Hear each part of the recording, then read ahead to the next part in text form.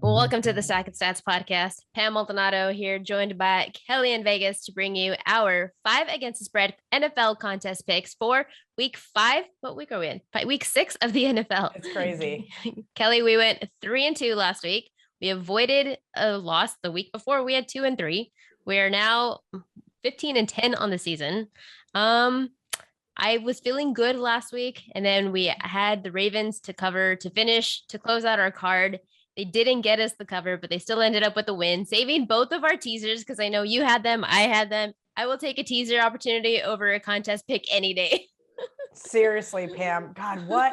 Just like, I think I turned that game off in the second quarter, and I was just like, I'm done here. I want nothing to do with this Ravens team. Like, what an atrocious, just let down. And then they come roaring back. So I'm glad I went to bed instead of having to sweat that one. Very glad to have cashed that teaser ticket because I think I had them in 3 open teasers. Oh my gosh, that stress. And I had them actually, I opened it to close 1 teaser, and then I had them in an open teaser that I have to find this week. And I'm just like, fuck, I don't like anything this week to close it out with. Nothing that's worth the stress. That's the beauty of doing an open teaser. You've got plenty of time. You can close it at any point in time. There was a lot of really good teaser opportunities early in the week, and most of those have subsided. Yeah, exactly. So just a reminder of what it is that we're doing. We are in an NFL contest. We have to pick 5 against the spread picks each and every week. Automatically, what we're doing is Kelly is sending me her best bet. That's in. I'm sending her my best bet. That's in. And then collectively, we're coming together with the rest of the 3. Your first bet, the bet that you love, your absolute can't miss bet, scares me.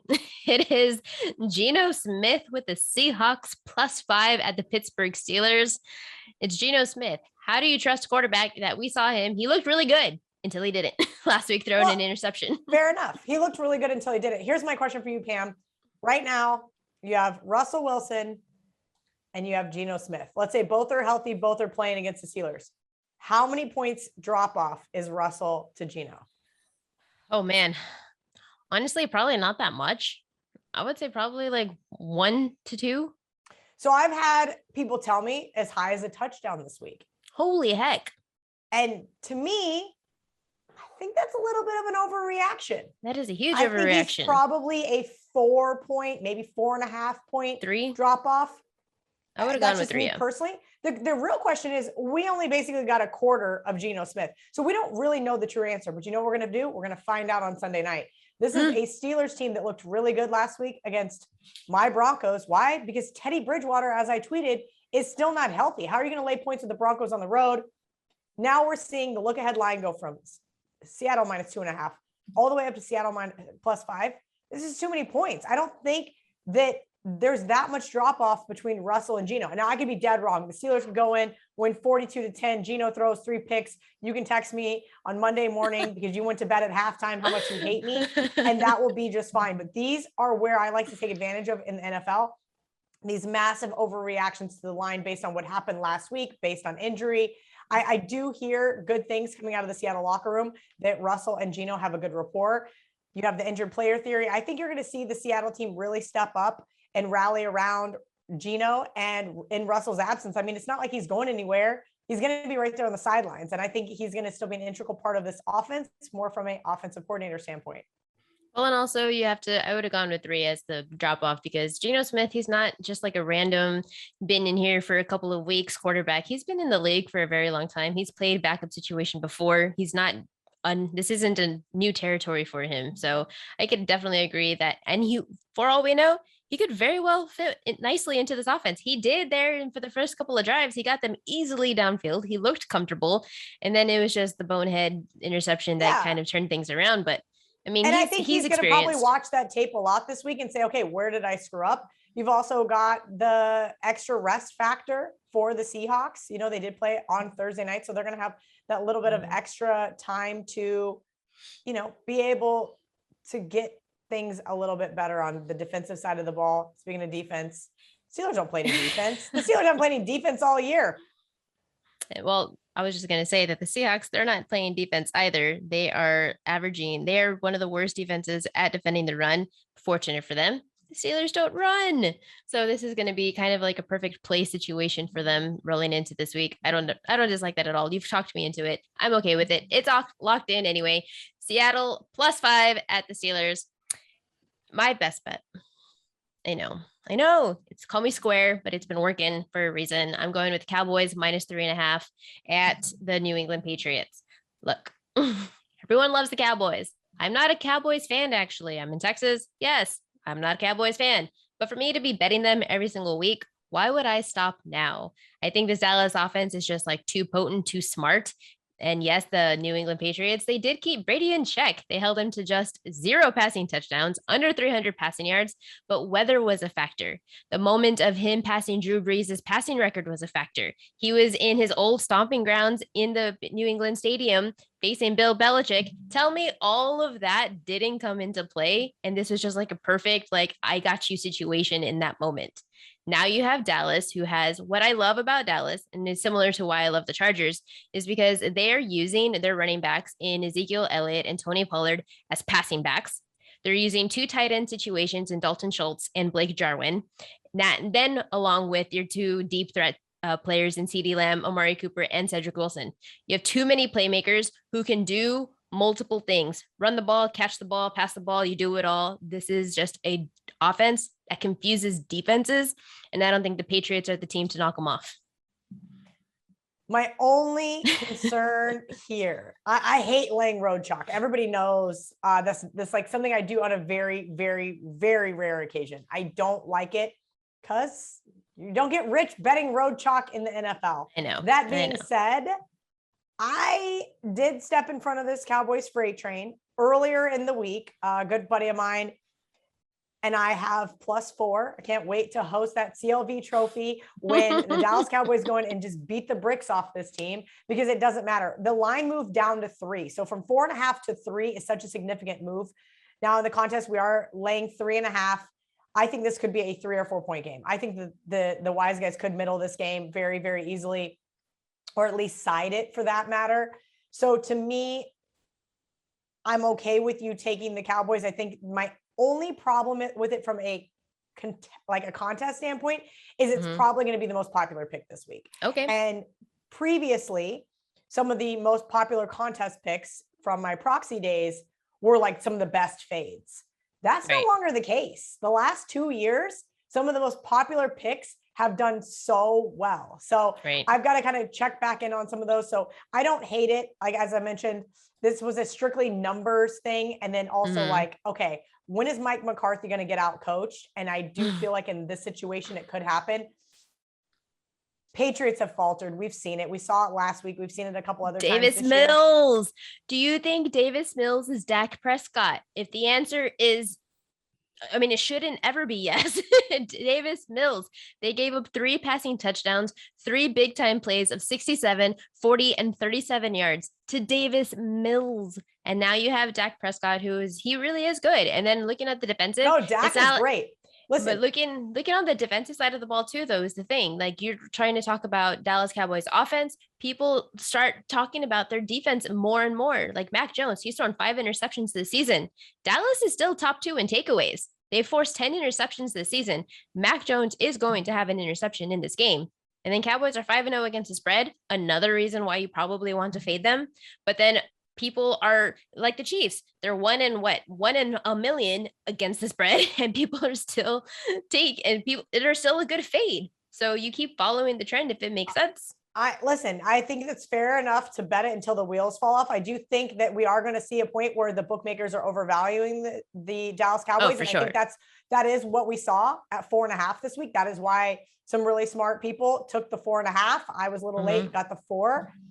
Again, I think this has a 3-point game written all over it. And I hope that I'm wrong there for our contest pick. I don't think it's going to be a 3-point. Honestly, I think it's going to be like 6 or 7 at worst.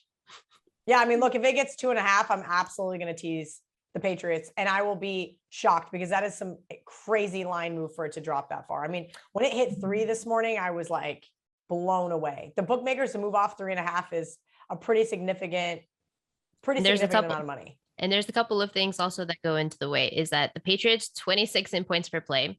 They are last in the NFL in converting red zone possessions into touchdowns. So now only do you have to like stop this Dak Prescott offense, but you have to put up points when you haven't been able to put up points all season. And the Cowboys lead in points per play, and they're the last remaining undefeated team against the spread. I mean, I'm just going to stick with that. I have to trust it. I looked into this at every angle. What could be it? And the reason why I faded, why I took Patriots at home against Tom Brady was for all the reasons that I listed. Weather, Bill Belichick, at home, reunion, passing record.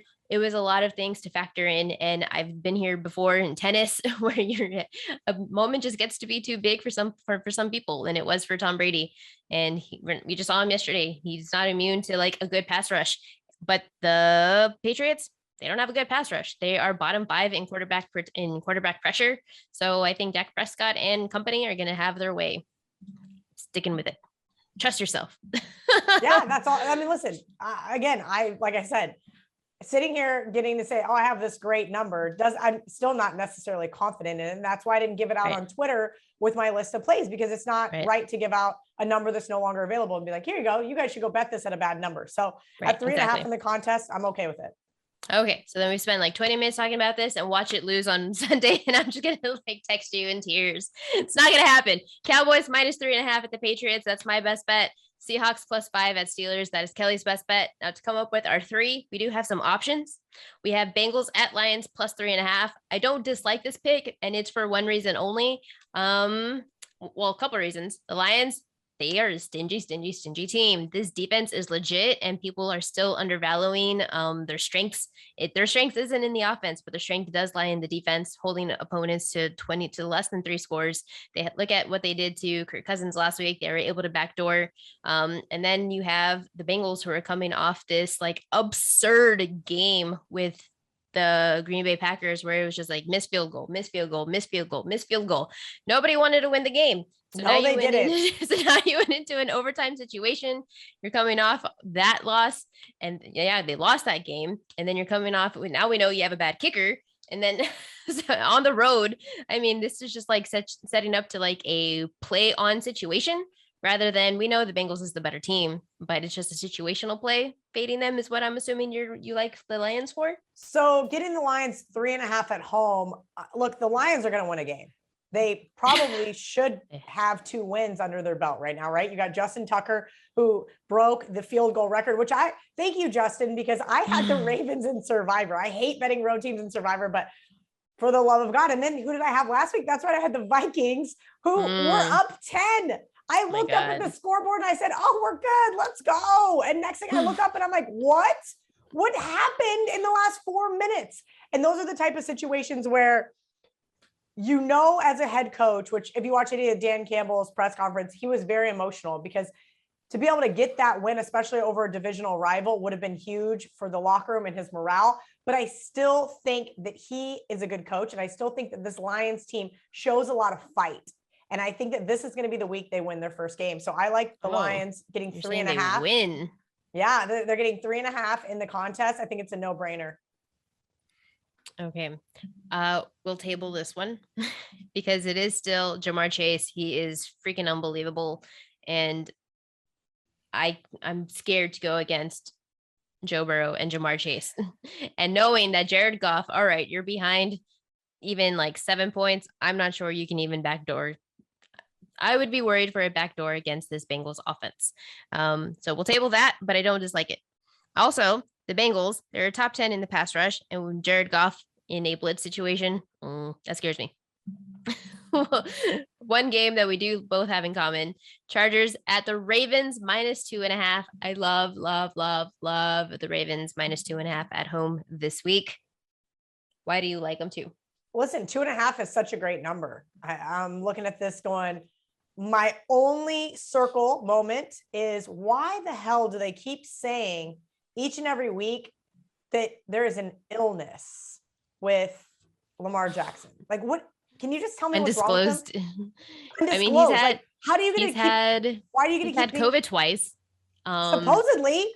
So like, maybe he has COVID again. But that's the whole thing. It's like, here we have this like undisclosed illness, but what does that mean? Like, at least last week I knew I could throw the Steelers in a teaser on Sunday, because Teddy Bridgewater was going to be playing, and I knew he wasn't 100%, right? And this week, I wanted to put the Ravens on my list, but I'm just kind of treading water, waiting to see like, okay, is something wrong with him? I will say this, Justin Herbert is the reason why I lost my fantasy game last week, because he put up monster numbers. It was crazy. Yeah. Now, this is a Chargers team that I've been really high on, but I do think that what we saw on Monday night with the Ravens was not good for their betting line, right? I think almost losing to the Colts, having to rally in that fourth quarter kind of diminished the team that they are in some form or fashion. And I think that is reflective here. I made the line 3.5. So at 2.5, I feel like getting under that key number of 3 is huge for us. And I think that's exactly why you and I are seeing lockstep here. I do, of course, have some initial concerns, but look, the Chargers O-line is banged up as well. So asking the Chargers to go in, and is 1 a dead number? Is 2 a dead number? No, of course not. Games do land 1 and 2 in the NFL. I think we've seen it happen a couple of times this year, but for the most part, this is a win type situation. And I think that the Ravens will win this game.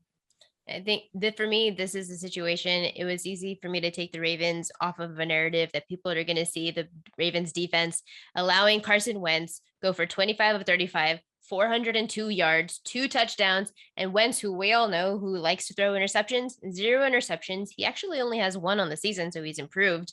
They're going to see that number and think, okay, Carson Wentz, Herbert. Who are the Justin Herbert? Who are they going to choose? They're going to go with the better quarterback. How is the best quarterback in all of the NFL right now? Probably behind Dak Prescott, catching points. That's what the discrepancy is going to be. But I will give the credit where credit is due. And the Colts play calling in this game was fantastic. They did the short dink and dunk. They knew that the Ravens were missing some key players on that defense, and they exploited those plays. And yeah, Carson Wentz, he looked fantastic, and very well could the Chargers too. But it's very unlikely that they're going to have another near perfect game in order to come out with a win. Now you're traveling on the road, and the Ravens, you've already seen that what Lamar, God dang it, Lamar, just pass the ball. You are a passing team, Ravens. Stop running. You're good at it. In this situation, run, because the Chargers are absolutely dreadful at defending the run. In fact, the Chargers, what are they? They're 44% of the yardage gained against the Chargers has come via the run. So I think Lamar Jackson on the ground is going to have a huge game. We're going to see Latavius Murray have a big game. We're going to see them get back to what the Ravens like to do. But now we also have seen, even Baker Mayfield was able to exploit this Chargers secondary. Lamar Jackson, who has proven that he is a passing quarterback, can also exploit this defense. I like the Ravens -2.5 at home when everywhere on the market is 3, if not 3.5. I love it even better. Absolutely. So then those are our 3. Yay, look at us trickling away. Cowboys. I know every single Wednesday or Tuesday when we send our initial text, we feel like we're like worlds apart. But in reality, I feel like we got a lot more in common here. And I think it's kind of a nice little yin and yang we've got going on. It is. So then we're going to go. So then it gives us 3 picks. Another one that you like. And this one I do have to have a little bit.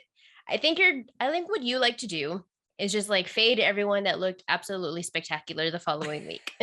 And so one of those is the Bills. You want to fade the Bills on the road at the Tennessee Titans, 6 at home. I can understand this for that narrative. I myself am not as big on the Bills as a lot of people, because still, who have you played? The Chiefs are clearly in a rut. This isn't the same Chiefs team. They're now 2-3 on the season. Mahomes had like all the interceptions. You still haven't faced like an elite offense. And I'm not saying that the Titans are an elite offense, but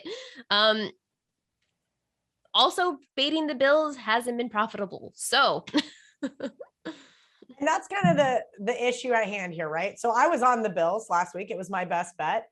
And I think I pushed on the Bengals. I think I was 0-3 to start the day. And I was out having a lot of fun. We were at a beach bar, and I tweeted, I said, Chiefs are going to win this game by 1 million. It was a little bit of a reverse jinx. It was just like, that's how I felt in that moment on the day that I was having. And so for me, and besides, the whole world was on the Bills. The Bills, a public underdog, it seems to be the kiss of death for me. Whenever the public likes to say, and I'm like, this sucks. But you know what? They were dominant from start to finish, even with the lightning delay. I mean, I did not have to sweat that game for 30 seconds, Pam. Like it was, we're just like sitting back. I was like, oh, okay, I guess I can have another White Claw. Like this is great. No sweat, no anything. And you nailed it. That is why I'm looking towards this Titans game. This Titans team I said wasn't going to win 8 games. Okay. I was not high on Ryan Tannehill replicating what he did last year. I love Mike Vrabel. I think he's an excellent coach. I have a 12-1 ticket for the Bills to win the Super Bowl. I am very high on this Bills team. This line is 2 points too high. This line should be 3.5.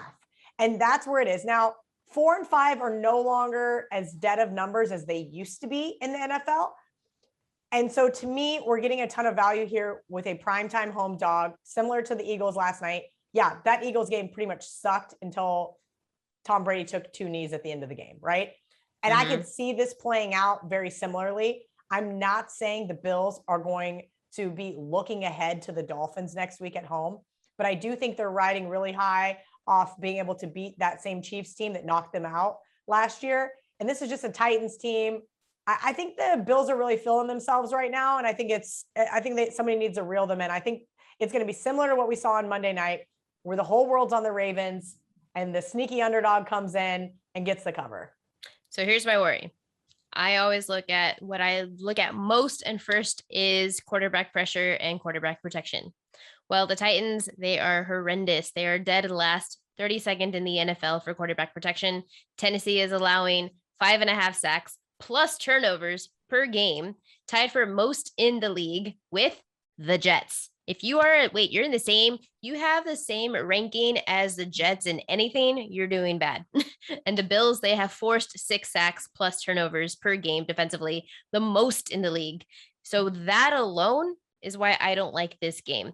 You have Bills who are top 5 in getting to the quarterback, applying pressure and forcing turnovers, compared to a team who is dead last in protecting your quarterback and having giveaways, fumbles, interceptions. This is my one concern. That easily could have been if let's say they are down by 6, and then here we are at the 2:20 mark, 2-minute mark, fumble, there you go, run it in for a touchdown, and then the Bills get the cover. I think that's a worry anytime you take these mediocre underdogs. Unfortunately, I think it's just something I've kind of learned to live with. Similarly, we were talking about Geno Smith. I had the Seahawks in a teaser. And look, I didn't want to bet on Geno Smith, and my starting quarterback got hurt. He's back up through an interception. My teaser gets killed. Those are kind of the risks I feel like I take every single weekend. So to me, to stand up there and step in front of this Bills freight train is nothing new, but I can definitely understand your concerns. I would feel more confident right now with the Lions plus 3.5 than I would with the Titans. Fair. I could not. I could see that. I think for that reason, I don't want to, for the reason that I said, quarterback pressure and protection, I can't do the Titans. It could very well cover, but for a contest that we are still very much alive in, I'd like to go with something that's a little bit more like of a stronger play. And I don't feel like the Titans is it. Absolutely. So then, great. So then I'm going to eliminate that one from our list. So then another game that we both like is the Chiefs. We have Washington. The line for the contest, though, is 6.5. It's Washington plus 6.5 at home to the Chiefs. I think you keep fading the Chiefs until they show that they can cover spreads. They finally did against the Eagles, which potentially this could be another situation where they easily get the cover because they are just like putting up so many monster points because this Washington defense is not at all what we all expected from the preseason. There was a lot of hype that this was going to be it and they were going to win and they were going to go on and do big and better things. Well, it hasn't come to fruition. The Washington, they're 31st in the league, allowing opponents to score on 53% of their drives. If you catch Mahomes on a good day, hey, that's going to come bite you in the butt. But what do you think about the 6.5 at home for the Washington? Look, if this was 7, sign me up for the Washington football team. Okay. 6.5. I think the whole world is going to tease the Chiefs. I think the Chiefs are in a world of hurt, not only on the field, not only defensively, O-line, not to bring up all the crazy drama that's been going on with the Washington football team, but Andy Reid's just pretending like he's not involved in any of these emails or didn't work with John Gruden. And I wonder if some of these off the field type distractions can really hurt some of these teams. Maybe not. That's interesting. But that's something that I'm kind of like, because I'm really tied in with the Kansas City community. I follow a ton of like radio guys, and that's a question like multiple people have asked this week. And I'm going, well, that's kind of interesting to think about. Does it affect the betting line? No. At some point in time, the bookmakers are going to say, okay, look, we got to get some money on the Chiefs here. How do we bait some money on the Chiefs?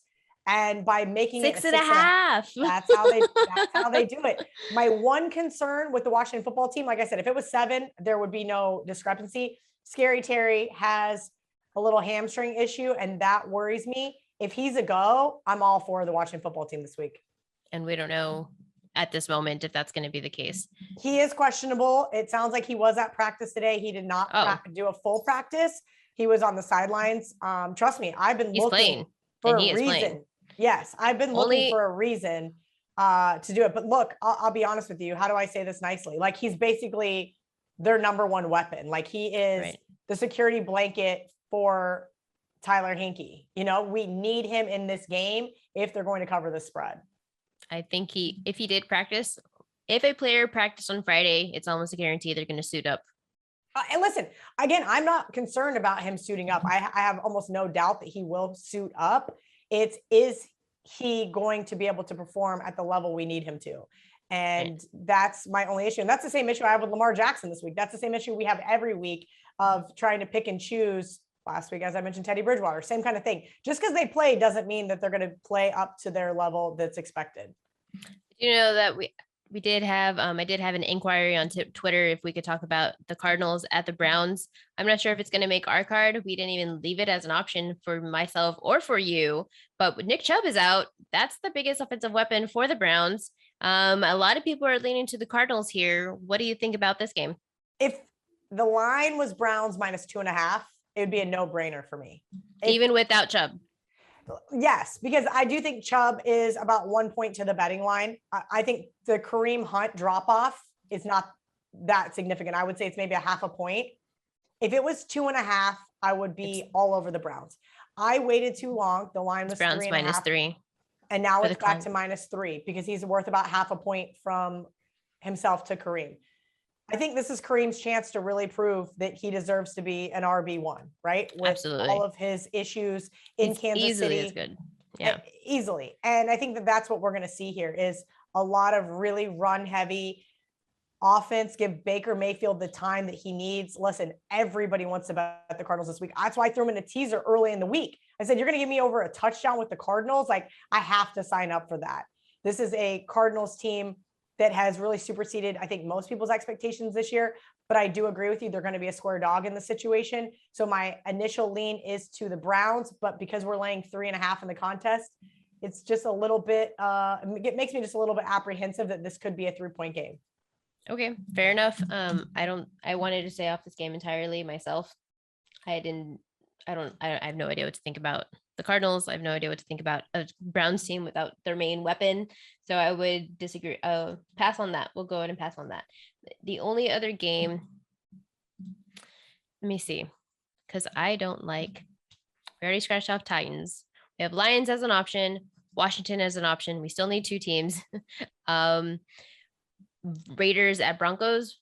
Talking about now that John Gruden is gone, a huge bounce back for this team. Now the pressure is off from them from having all of the off the field antics distracting them. Potentially could come into play. I do like the under in this game. So that tells me that this is going to be a field goal game situation. I like this, so I do like the Raiders. We could, what do you think about that one? I love the divisional underdogs, especially on the road. They've been profitable. Almost, I think 58% was the last time I pulled it up a couple of weeks ago. I lean towards the Raiders here. I have not got to the window on the Raiders. I still do not think that Teddy Bridgewater is fully healthy. I think the Broncos have some issues offensively, as we saw last week. Mm-hmm. Laying 3.5 is a little too much for me. I made the Broncos 1.5 point favorites in this game. Derek Carr is my question mark here. If you saw Derek Carr's comments about Gruden getting fired, I thought that they were some of the best comments that you could have. He said, I love the man, I hate the sin. And I thought that meant a lot because it showed that he had a lot of respect for Gruden as his head coach, but he didn't condone what it was that he had said previously in emails. Now, Does that mean that Derek's going to go out there and win this game for his old coach? I don't know. Does it mean that it's going to affect him? This is where I kind of have this situation where when a coach gets fired in college, what teams historically, everybody expects them to go out and just win one for the Gipper. I don't know if that's the scenario here, but I do lean towards the Raiders in this one and would be okay at 3.5 using them as one of our contest picks. So one of the main reasons why, yes, I do like the under there's in this game, but also the Broncos are last in the league for the third down conversions. It helps unders and it also helps teams get the ball back, which would give a lot of opportunities to the Raiders who are coming off hey, let's get rid of our coach situation and move on. So Raiders could be an option. If we decided to pick two of those, what's left on my list? Well, we haven't talked about the Bears. Ooh. I love this defense. This defense is proving to me everything that they used to be. They're now becoming more of they're going back to what they were, is what I'm saying. And now you're getting Aaron Rodgers. For kind of the same reason that we're fading the Bengals, it's a good opportunity to fade the Packers. Coming off of that big field goal shenanigan game, Aaron Rodgers on the road. We are starting to see Teddy. We're starting to see Justin Fields. He's starting to get a little bit more comfortable into his own. My concern is that the Bears, they don't put up points. But what I do like about the Bears is that they are both the Bears and the Packers. I also like the under in this game. These are two very slow teams with their offenses. They're not high octane offenses. They're very methodical and slow in rhythm, and they're trying to get into the groove. That makes for a good under. The Bears, good defense. They're number one in the pass rush right now. And Aaron Rodgers against a good blitz. I know that he's a very great quarterback, but still you put up any quarterback against the number one pass rush, and that's going to potentially cause a turnover. It's going to potentially cause some like throwaway situations. Good field position. Is the line 6 in the contest, Pam, or 5.5? 4.5. Ooh. When was it ever high? Here. I'm with you. I like this Bears team now that Matt Nagy's no longer the play caller. Too high. I considered them last week. I wussed out, did not bet them. Look, the Packers have covered every game since that opening game. Mm-hmm. Everybody's can't wait to rush out, bet the Packers. I told you I love divisional dogs, particularly on the road. Obviously, the Bears are at home this week.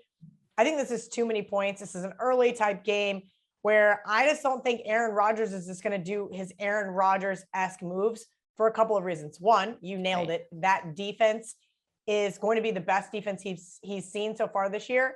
And I know a lot of people are going to disagree with that, but that is absolutely the truth. I do think that you have to look at Chicago at home, and you nailed that under. They're 16-5. Their last 21 games to the under.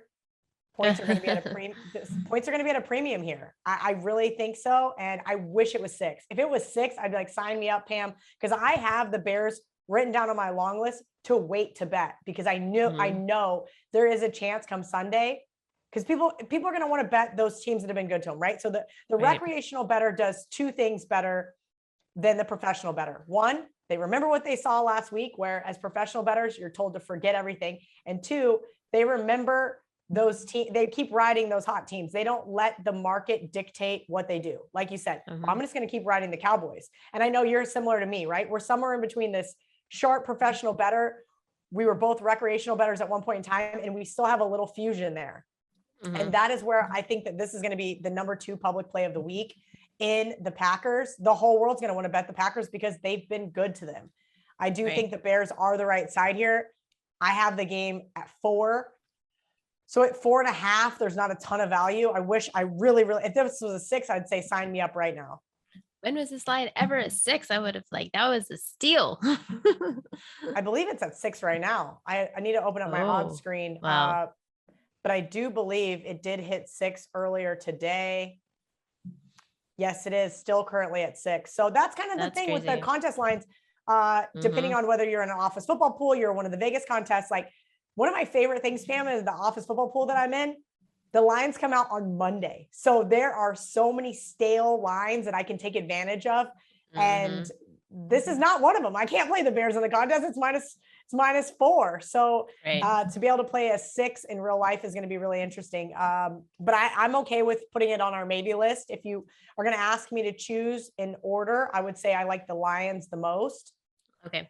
Well, then I'll put that in. I was gonna say we'll just put in the Lions. I don't dislike that. Just fading the teams who had a lot going on last week, and that was fading the Packers, fading the Bengals.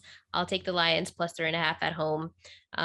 Good fought team. That's fine. We'll put them in. So then we just need one more game. 1, 2, 3, 4. Yep, we just need one more game. Would you feel better with Raiders plus 3.5? You didn't like Washington plus 6.5 because we don't have that 7. It's not that I don't like Washington plus 6.5. I do think it's going to be a lot closer game. Is Taylor Heineke better than is Washington offense better than Eagles? My biggest problem is this total's 54.5. And if you're going to ask so much variance, and I understand, I totally understand why it is, because the Chiefs defense gave up a ton of points too. But if you're asking me to have Washington football team compete in a shootout against the Chiefs, that concerns me. And like I said, at 7, no brainer. And it's kind of the same thing as I mentioned with the Bears.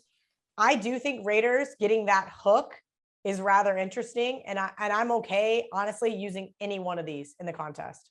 Okay, well then let's go ahead and just do the Raiders because it's a home division game. I like the under. In that's what I like most, unfortunately. I think it's good though. Points are going to be at a premium. This looks like a 24-21 game written all over it. Brandon McManus is on my fantasy team. If he can kick a game-winning field goal and I can get another win for the Broncos season win total, that would be a perfect scenario. You get your under, I get a Broncos win, we get a cover in the contest. That would be a perfect scenario, wouldn't it? Just like perfect trifecta of situations. Well, then perfect. Well, then that's what we have. We have our 5 picks. What do you think then about Seahawks plus 5 at Steelers? Cowboys minus 3.5 at the Patriots, Ravens minus 2.5 at home to the Chargers, Lions plus 3.5 at home to the Bengals, and Raiders plus 3.5 at the Broncos. I love it. Looks like 5-0, baby. Looks like 5-0. All right, then that does it. Those are our 5 against the spread contest picks for this week 6 of the NFL. Do make sure to check out all of Kelly's stuff on Twitter at Kelly in Vegas. You can follow me on Twitter at Pamela M35. That does it for another episode of Sack of Stats.